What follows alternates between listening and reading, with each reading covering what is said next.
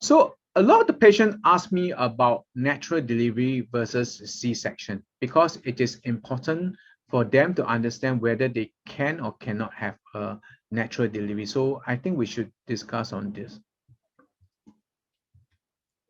So I'll say that most patients can actually deliver naturally. Probably 80% of patients, if they trial for labor, they would be successful.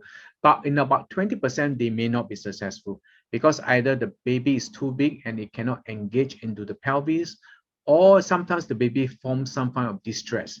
So for distress, they find that the baby heartbeat drops, or the baby pass motion in the tummy to show that they're in distress. Then usually we will advise the patient to go for an emergency C-section for the safety of the baby as well as for the mother. So what are the factors that influence whether you can have a natural delivery or C-section? So for maternal reasons, we look at whether you had history of previous C-section. So it is not true that once you have a C-section, I think there was a very common saying, once a C-section, always a C-section. I think that's not necessarily true. We have many patients who successfully go through a vaginal birth after C-section. That's called VBAC.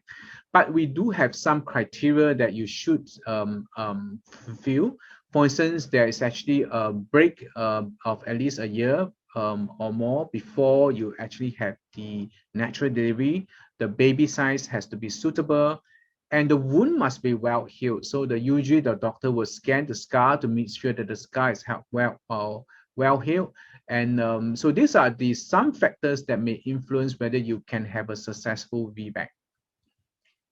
The medical history, some patients develop hypertension, severe hypertension, or very uncontrolled diabetes. And in such cases, it might be better that we have a C-section rather than a natural delivery.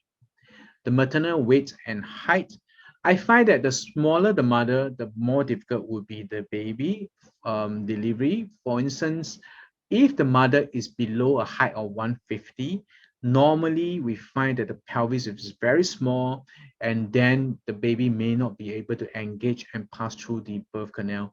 And there's a stronger tendency for us to do a cesarean section delivery because the labor may be obstructed.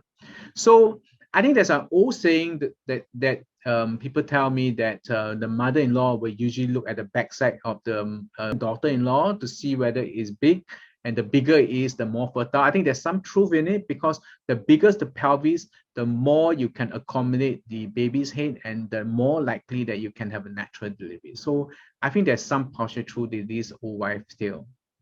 The weight as well, I think the more obese women tend to have increased risk of C-section compared to the less overweight patient. Progress of labor, generally for first baby, most of the labor takes about 10 to 12 hours, sometimes up to 16 hours. But for second baby and third baby, it tends to be faster. Some patients as fast as 2 hours, some of them up to 4 to 6 hours. But if a labor is very long, after 12 hours, then I think it's important for the obstetrician to discuss with you whether we should consider C-section, because a long labor also finds that it's difficult for the delivery and it may not be feasible for natural delivery. Social reason. A lot of patients now come to me for various reasons that they want to do for C-section. For instance, they want to choose an auspicious timing and an auspicious date, and they want to deliver the baby. So I would probably want you to think very carefully for social reasons, because for medical reasons, we usually do encourage the patients to take out for the safety of the mother and the baby for C-section. But for social reasons, if there's no clear indication, I think you have to discuss this decision very carefully with obstetrician, because if you compare normal delivery and C-section, I'm actually more prone towards natural delivery because it is safer, the recovery is faster, and once you do a natural delivery, the chance of you having the next one doing natural delivery is much higher as well. And we may not need to do an episiotomy or a vaginal cut routinely, so that the pain control is much better and the postnatal care and recovery is much faster as well. The baby factor, some baby is in a breech position, We used to deliver breech vaginally 20 years ago, but there is a study that says that it's unsafe and is preferable for C-section. So now worldwide, almost all the doctors would recommend a C-section for a breech delivery rather than a natural delivery. Baby weight, if the baby is very big, then is more prone towards a C-section. By very big in Asia is more than 4 kg, or at least 3.5 kg and above. But the biggest baby I have delivered is 5.2 kg. I've delivered many babies about 4.5 to 4.8 kg naturally as well. So it's very hard to predict how big the baby that the mother can push. So some mothers are quite small, but they can deliver quite big baby.